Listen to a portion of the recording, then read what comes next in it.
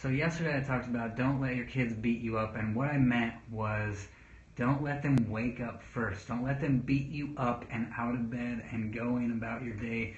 It was funny, I talked to one mom last night. She was like, I wish I didn't have to try and wake my kids up so hard. Her kids just sleep and sleep and sleep. So she she has the opposite problem. She she always beats them up because they sleep so much. My kids aren't like that.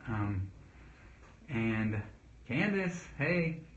But today I actually want to talk about not letting our kids beat us up verbally and emotionally, because I do think it's a big problem. I do think it happens. I see it as a children's pastor. I see it quite often, and with my own kids, we use this quite often. I have two kids right now, and a third one almost here.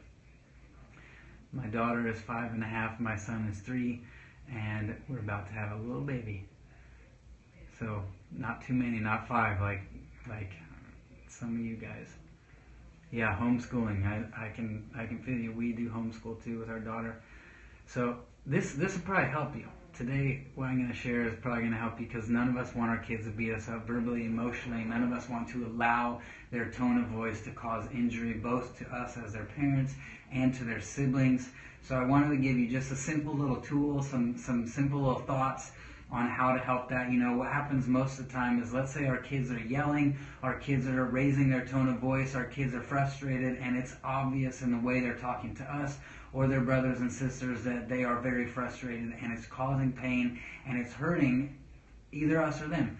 And so a lot of times what happens is parents actually match their tone of voice, match their children's tone of voice, and say things like, don't talk like that here.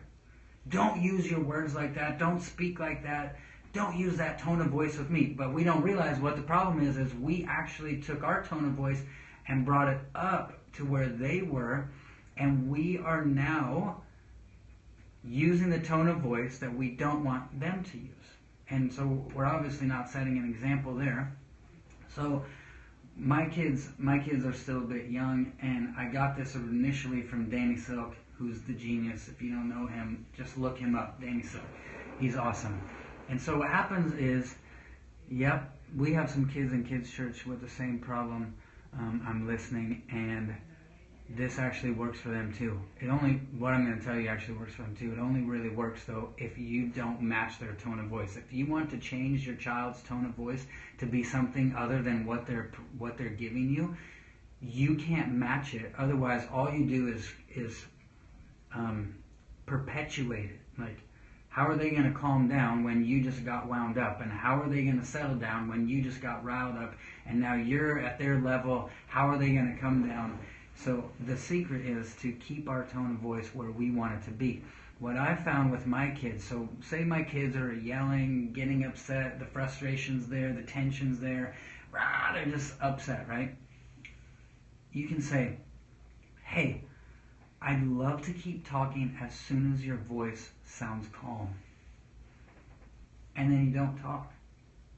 And if they yell again, you say, hey, we can talk as soon as your voice is calm. But here's what I found with my little girl who's 5. We do this with our son too. But I noticed it with her, and I know it really works for him, is sometimes in the heat of the moment, they don't necessarily register as soon as my voice sounds calm.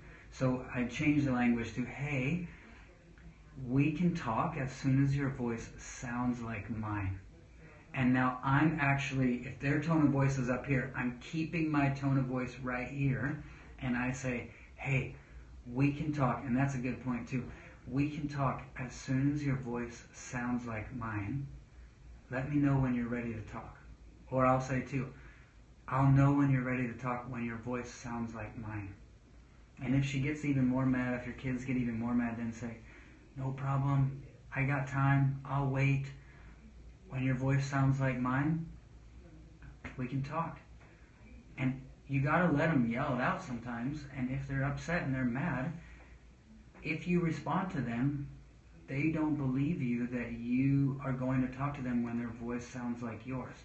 So it might take a minute or two sometimes, and it feels like an eternity, feels like forever, but if you can just hold off and All right, you're still yelling, and say it a couple times. Hey, I'd love to talk as soon as your voice sounds like mine. There's been so many times my daughter instantly snaps out of it and she's like, Dad, I want to, da, da, da, da. But here's why this is so important. We want to provide for our children what we require from our children. We want to provide the tone of voice to them we require from them. So we're not just telling them what to do, we're empowering them to do it. We're providing the power, we're providing we're creating it in them. We're saying, hey, and they feel the love, they feel the patience, they feel it in our tone of voice. They notice that we're exactly like Jesus. He provides what he requires. He provided what he required. And so, hold on, let me just read this. My son, with my son, I turn around when he's mad. I tell him he's not loud enough.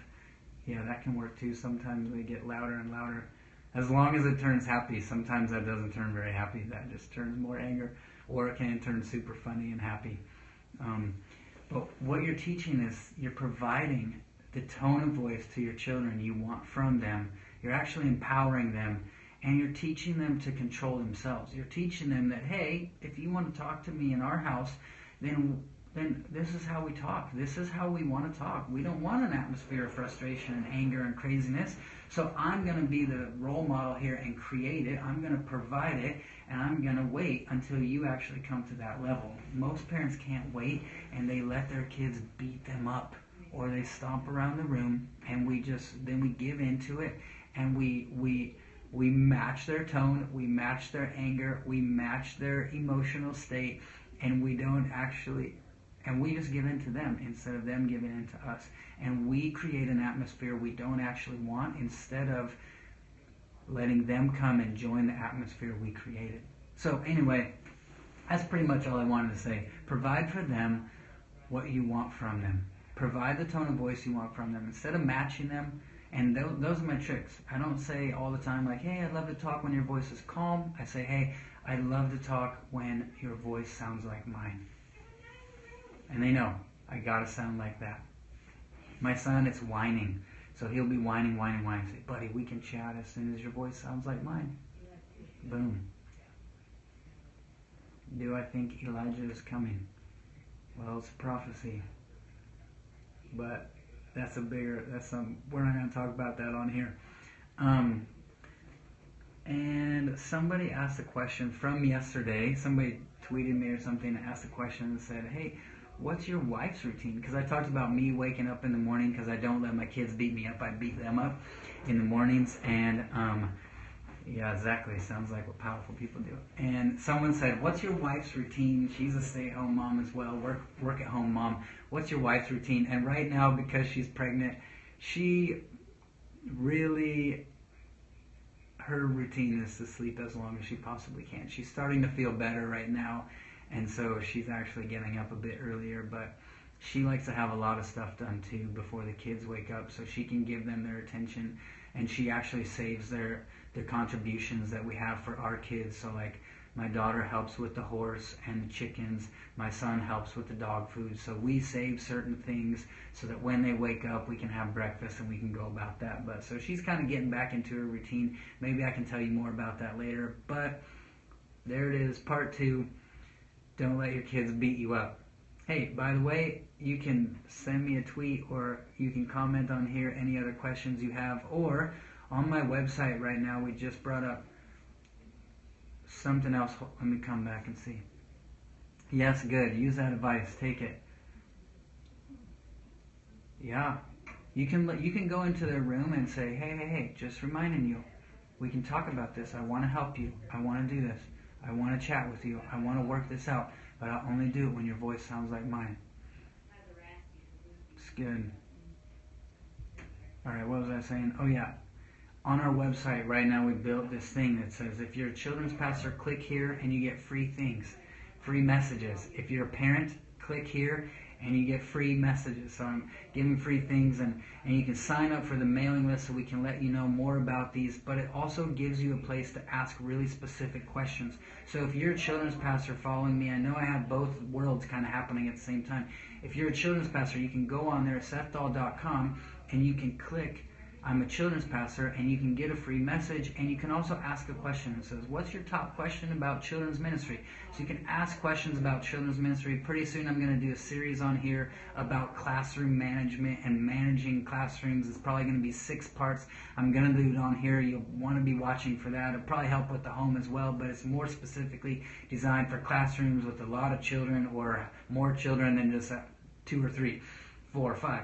And then if you're a parent, you can ask questions there. So that helps me provide better content for you and answer questions you're actually asking, not just stuff from my own life, even though I know that helps people too. But just wanted to let you know that. And there you go. Bless you guys tons. See you all soon.